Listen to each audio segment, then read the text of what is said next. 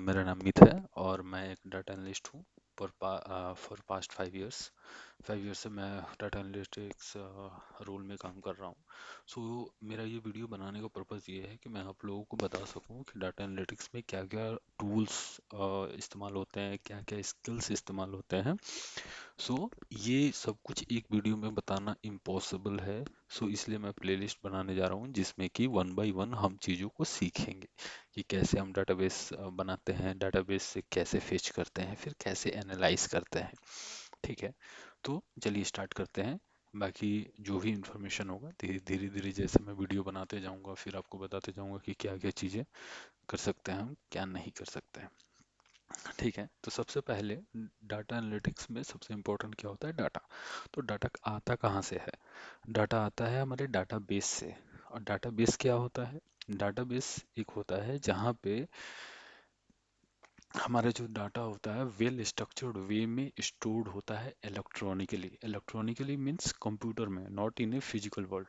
जैसे पहले आप देखते थे कि रजिस्टर्ड में डाटा को हम स्टोर करते थे, बट अभी रजिस्टर्ड में नहीं होता है, कंप्यूटर में स्टोर होता है। तो इसीलिए उसका जो टर्म होता है वो इलेक्ट्रॉनिकली बोलते हैं। सॉरी एक्चुअली प्रोनाउंसिएशन में थोड़ा सा दिक्कत हो रहा है, उसके लिए आप इसको इग्नोर करें। सो हम आते पॉइंट पे। तो डाटाबेस हम कैसे बना सकते हैं? तो ये देखिए स्क्रीन पे ये जो चीज़ें हैं, जितनी भी आपको 5 जो दिख रहे हैं इस तरह का आइकॉन के साथ, ये है डाटाबेस। ठीक है, तो हम डाटाबेस कैसे बनाते हैं ये आपको बताते हैं। सबसे पहले हम लिखते हैं क्रिएट। और सबसे एक चीज़ इम्पोर्टेंट आपको बताना चाहूँगा कि जो भी इस वीडियो में मैं आपको बता रहा हूँ या जो आपको सिखा रहा हूँ, ये मत समझिए कि आपके लिए बहुत टफ है या आपको नहीं आता है।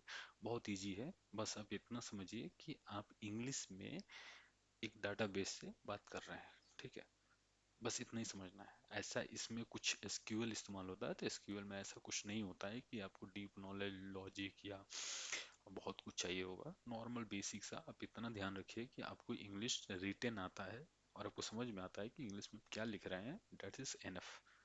अगर आप मेरे वीडियो को धीरे धीरे देखेंगे तो आपको सब कुछ समझ में आएगा कि कैसे हम बनाते हैं। तो सबसे पहले क्रिएट। क्रिएट क्या करना है हमें? डाटाबेस। तो डाटाबेस के लिए हम लिखेंगे यहाँ पे डाटाबेस। फिर डाटाबेस के बाद हम डाटाबेस का नाम लिखेंगे। यूट्यूब लिख दिया। ठीक है, तो यहाँ देखिए ये ग्रीन कलर का, यहाँ पे आप ब्लू कलर का जो टिक करके ऑप्शन दिख रहा है, इसका मतलब आपका कोड सही है। ठीक है, तो उसके बाद से हम यहाँ पे ये देंगे। उसके बाद से इसको सेलेक्ट करेंगे, फिर इसको रन करेंगे। ठीक है, इसको रन कर दिया हमने। तो अगर हम इसको रिफ्रेश करेंगे तो देखिए यहाँ पे यूट्यूब करके यहाँ बन के आ गया। अब यहाँ पे एक पॉइंट ये है कि इसमें 6 डाटाबेस है। अगर हम कोई भी अगर आगे डाटा को फेच करना चाहते हैं या उसमें अपडेट करना चाहते हैं, कुछ भी करना चाहते हैं, तो हमें सेलेक्ट करना पड़ेगा। सबसे पहले ये बताना पड़ेगा कि इस डाटाबेस में हम सारा ऑपरेशन, सारा एक्शन हम करेंगे। तो उसके लिए हमें सेलेक्ट करने के लिए क्या करना पड़ता है? सबसे पहले आपको यूज और आपका डाटाबेस का नाम। तो देखिए जैसे ही एग्जीक्यूट करूंगा ना, फिर आपको एक चीज दिखेगा।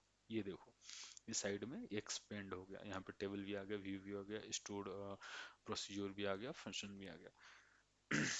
तो इसको हम करते हैं क्लोज। ये हो गया। अब ये डाटाबेस बन गया। अब हमें देखना है कि इसमें टेबल कितना है।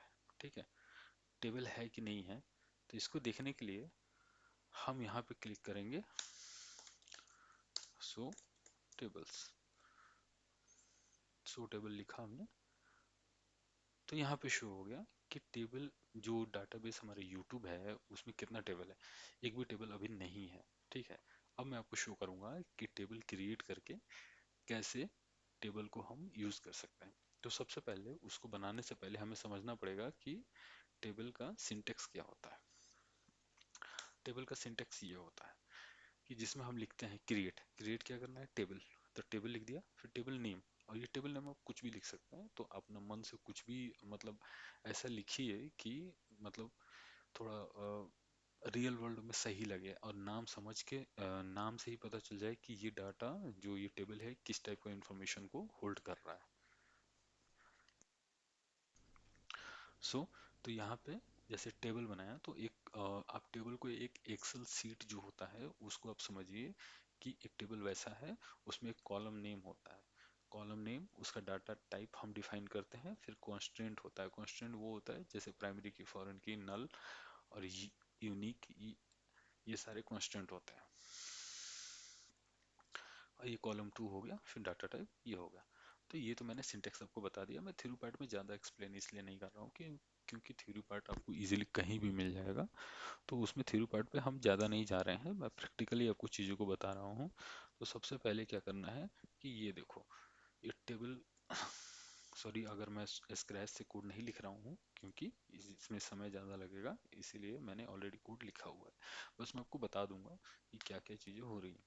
तो जैसे क्रिएट टेबल एम्प्लॉयज़, ठीक है, ये क्रिएट टेबल किया मैंने, एम्प्लॉयज़ टेबल का नाम लिखा है, ठीक है। फिर आईडी है, कॉलम है, उसका डाटा टाइप ये है। ऑटो इंक्रीमेंट मतलब कि जैसे हम डाटा को ऐड करते जाएंगे, रोज जैसे बढ़ते जाएगा उसका नंबर ऑटोमेटिकली इंक्रीज होते रहेगा। अब प्राइमरी की का मतलब ये होता है कि यूनिक डाटा को होल्ड करता है, डुप्लीकेट ये होल्ड नहीं करेगा, नल भी होल्ड नहीं करेगा। फर्स्ट नेम और लास्ट नेम दोनों का वैरकार डाटा टाइप है, जो वेरिएबल कैरेक्टर बोलते हैं इसको। ये नल नहीं हो सकता, आपको इसमें डाटा एंट्री करना कंपलसरी है। और ईमेल भी यूनिक होगा, इसमें डुप्लीकेट नहीं इंटर होगा। हायर डेट, ये डेट फॉर्मेट में होगा, सैलरी डेसिमल में होगा, ठीक है।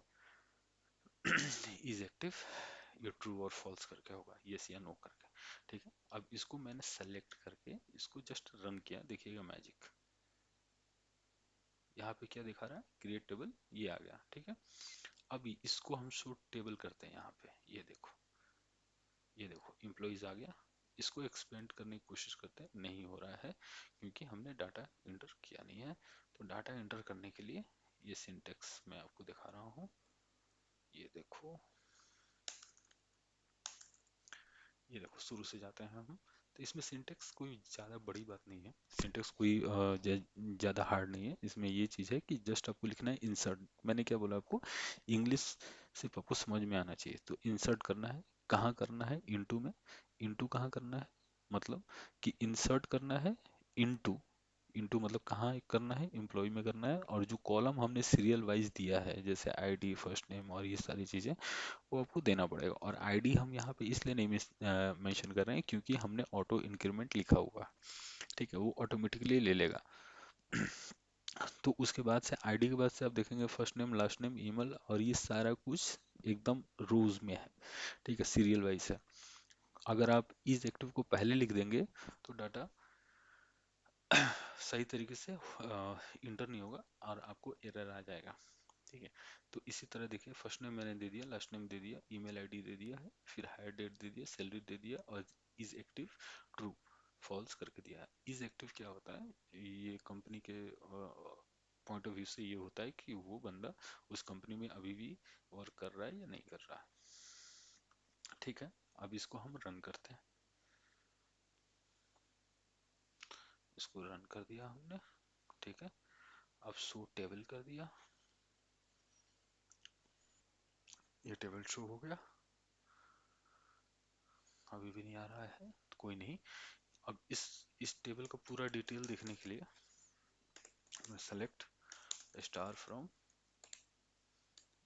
एम्प्लॉइज करना है, इससे कर दिया, फिर इसको सेलेक्ट कर दिया, इसको रन करेंगे तो ये देखो, ये पूरा डाटा आ गया। जैसे आईडी देखो आप 1 2 3 4 5 करके ये पूरा इंक्रीमेंट ऑटोमेटिकली होते जा रहा है सॉरी, ये एक्टिव होते जा रहा है।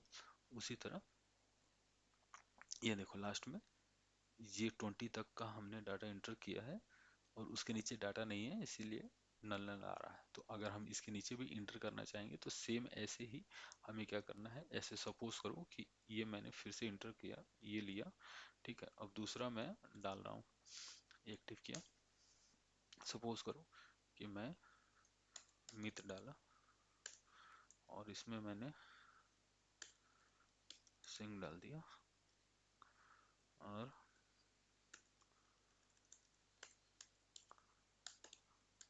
सिंह कर दिया, फिर ये कर दिया, ठीक है। चलो इसको मैं सैलरी बना देता हूँ, 7 बना देता हूँ, ठीक है,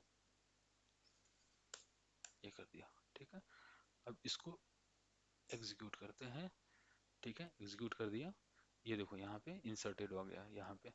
फिर अब हमको पूरा टेबल का वैल्यू फेच करना है, तो उसमें हम रन करेंगे। तो अब देखना 21 का भी एंट्री आ जाएगा। ये देखो 21 में ये आ गया सैलरी वैलरी जो भी थी सही आ गया। ठीक है, अब ये स्टार जो हम डालते हैं इसका पर्पज़ ये होता है कि ये पूरा डाटा को, मतलब टेबल में जितने भी रोज होंगे जितने भी कॉलम होगा पूरा वो दे देगा आपको। वो आपकी रिस्पॉन्सिबिलिटी है कि वो डाउनलोड करने के बाद से आप उसको एक्सेस कर पा रहे हैं कि नहीं कर पा रहे हैं, क्योंकि एक्सेल में एक लिमिट है कि 10,48,000 के आसपास रोज को ही वो आप मतलब एक्सेस कर पाएंगे एक्सेल में। ठीक है, तो अब डाटा एनालिसिस में मेन ऑप्टिमाइज्ड वे जो है एसक्यूएल का इस्तेमाल करने का ये है कि आप वही कॉलम को कॉल करें जो आपको ज़रूरत है। हर चीज़ आपको कॉल करने की ज़रूरत नहीं है। ठीक है, just an example, employee ID का हम सैलरी देखना चाहते हैं, नाम नहीं देखना चाहते हैं। या तो हम सपोज करें कि हम फर्स्ट नेम और उसका सैलरी देखना चाहते हैं, तो उसके लिए हम एसक्यूएल कोड में क्या लिखेंगे, सेलेक्ट। सेलेक्ट का काम होता है सेलेक्ट करना, डाटा को सेलेक्ट करने के लिए डाटाबेस से। ठीक है, तो सेलेक्ट फर्स्ट नेम, उसके बाद से सैलरी फ्रॉम एम्प्लॉइज। एम्प्लॉइज ये कर दिया। अब देखना जादू, ये देखो दो चीज आ गया। हालांकि इस टेबल में 5-6 कॉलम्स हैं। ठीक है, लेकिन हमने दो ही कॉलम को फेच किया क्योंकि हमें दो की ही जरूरत थी, उससे ज्यादा की जरूरत नहीं थी। ठीक है, अब उसी तरह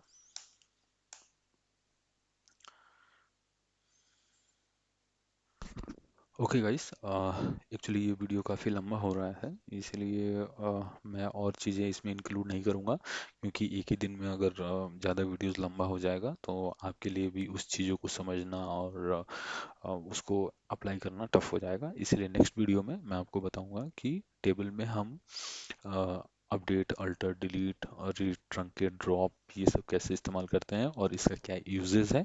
फिर वो जैसे ही ख़त्म होगा उसके बाद से हम प्रैक्टिकल पे चले जाएंगे, क्योंकि ये बेसिक चीज़ है, इसको जानना ज़रूरी होता है तभी आप क्वेश्चन को सॉल्व कर पाएंगे। ठीक है, एंड थैंक यू। अगर आपको ये वीडियो अच्छा लगा हो तो आप सब्सक्राइब और लाइक ज़रूर करें।